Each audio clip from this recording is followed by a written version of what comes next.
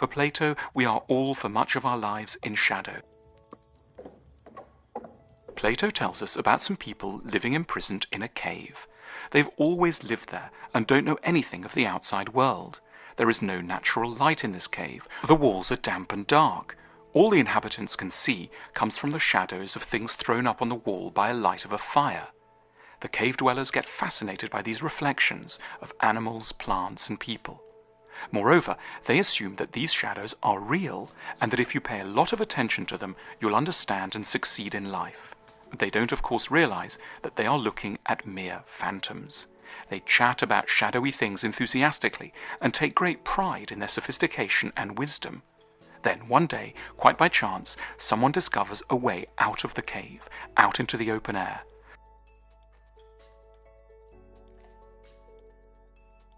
At first, it's simply overwhelming. He is dazzled by the brilliant sunshine, in which everything is for the first time properly illuminated.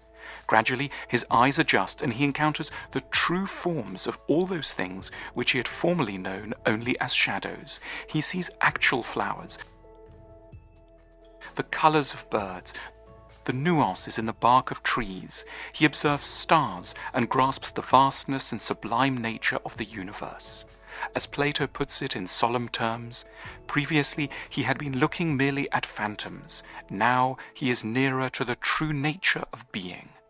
Out of compassion, this newly enlightened man decides to leave the sunlit upper world and makes his way back into the cave to try to help out his companions, who are still mired in confusion and error. Because he's become used to the bright upper world, he can hardly see anything underground. He stumbles along the damp, wet corridors and gets confused. He seems to the others totally unimpressive. When he in turn is unimpressed by them and insists on explaining what the sun is or what a real tree is like, the cave dwellers get sarcastic, then very angry, and eventually plot to kill him. The story of the cave is an allegory of the life of all enlightened people. The alienation of the returned philosopher is what all truth-tellers can expect when they take their knowledge back to people who have not devoted themselves to thinking.